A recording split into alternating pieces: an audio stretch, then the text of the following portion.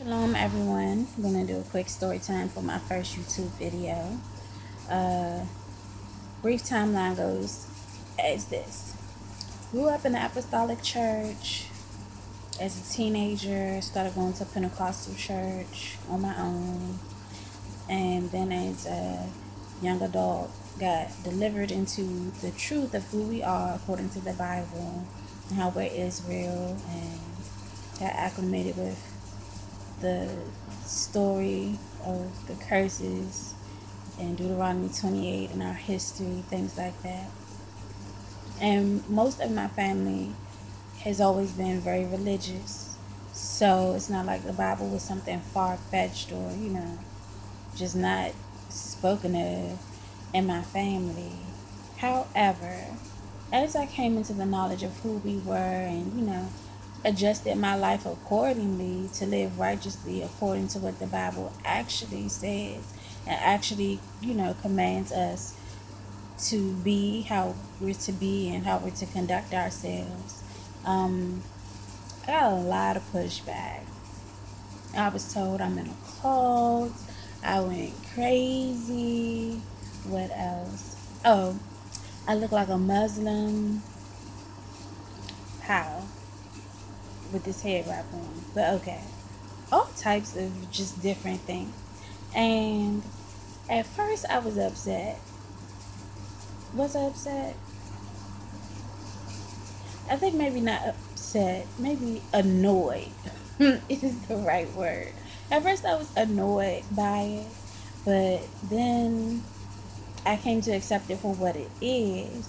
I'm getting pushback from the truth because some people aren't ready to investigate it for themselves, research and discover for themselves. And based on what I believe, they have some things to change. So, and that's not why I brought the truth out. I brought the truth out because we're accountable for it, to my family and my so-called friends. But, and sharing that truth, as briefly as that moment lasted, some were receptive, but, still hesitant to make the transition over, while others just completely and totally rejected it. Like, this is what I know, this is how I live, and this is just how I'm going to be forever, which, is their decision. But I will say that there were a lot of sad moments because when you have family ties, I'm the oldest of my siblings. So, when you have a falling away based on the truth, when it comes down to celebrating these fake holidays and just getting caught up in the nonsense and all these fictitious stories and lies injected into Christianity that don't make sense. And then when you go into the scriptures and you're like, okay, read what it says and then think about what you were taught and how it doesn't say that. It's just one of those things that you're just like, well, hey, what can I do? All I can do is share the truth with you and let it be what it is. Pray for them to come into the truth, and if they don't, then may the Most High have mercy on their souls. But I never really had a whole bunch of friends. So when they, and one of my friends was the one mainly pushing this whole fake cult agenda, I'm like, really? You know me. I don't do things that don't make sense.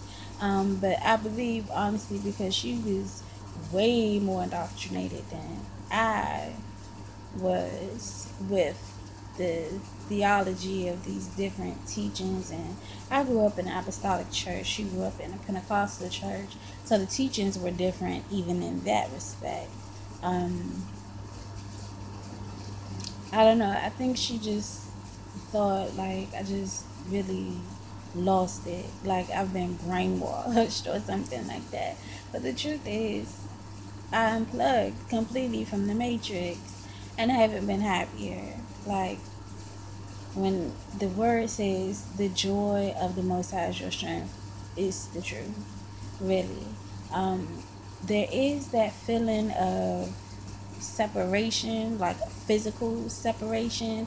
You have the initial emotional separation, where you don't see eye to eye, and so people kind of get in their feelings, and you don't get those phone calls anymore, just to check on you, see how you're doing and how things are going or whatever.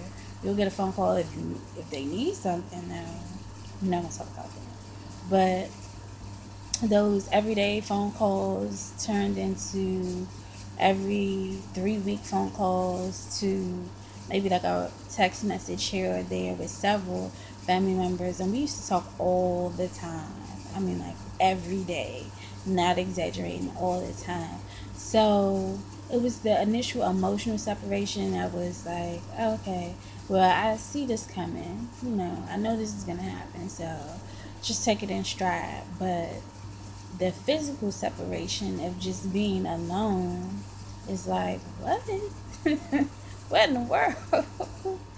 Literally, me and my husband, we're like, sometimes it feels like we're all we have, so of course, it's important to have alliances and have friends in the truth and family in the truth. Those are your true family, those who know what's right and what's righteous and walking in that in Christ. So just got to keep pressing towards the mark for the prize of the high calling. Like, that's it. That's what we're called to do, and that's what we have to do, pretty much. But it was just weird to go from kind of being not extremely close, but being in constant contact with family to having almost no contact with family. And then, not everybody, but a couple people on the job, they were like, why are you just Muslim now? And I'm like, what are you talking about? Always worn long skirts. I would just wear, more oversized tops and things like that. My shawls had to be looser and, of a certain length. So I guess that's what they considered the transition to be, regarding. I have a message on my screen. Thank you for going away message. The so-called Muslim look. I don't know. I wasn't walking around in a burqa or nothing like that. It was weird.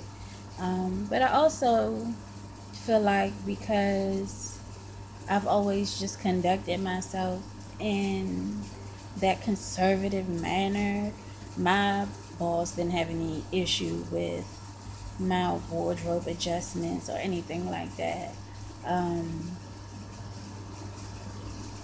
Yeah, that's pretty much it. But if you find yourself in the same predicament, dealing with the separation of family, loved ones, friends, just know there are those that are out there in the truth who, live to be obedient to the Most High and to His Word. And you have brothers and sisters and His Son Christ who are going to be there for you. Definitely connect with them, connect with me, and let's keep each other lifted and encouraged, because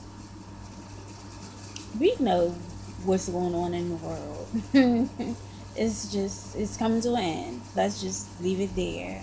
But that separation of family, especially being a female, you're a nurturer, you're a caretaker and things like that. So you're so used to loving up on and being there and trying to mother everybody, and then it's like everybody just falls away. You kind of have a premature empty nest syndrome. But you just keep praying for those family members, and I keep sticking the truth there, like bam, holy days, bam, the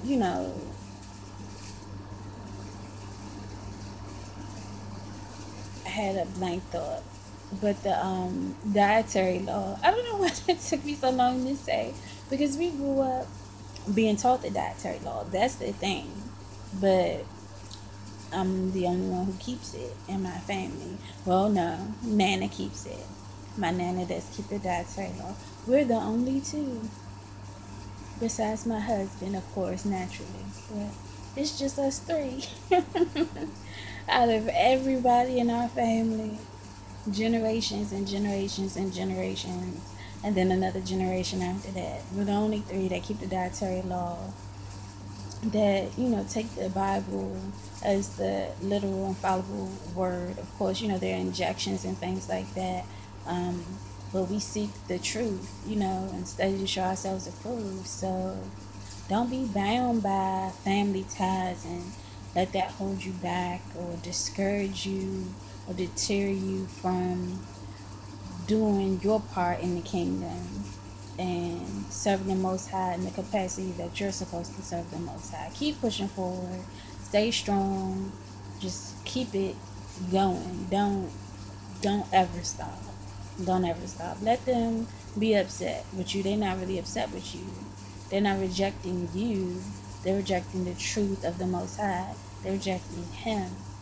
And it's usually a sin situation that's causing them to do so. Otherwise, there'd be no reason to pull away from the truth. If anything, be drawn further to it. So I'm not gonna ramble on and on and on. Just wanted to do that quick story time.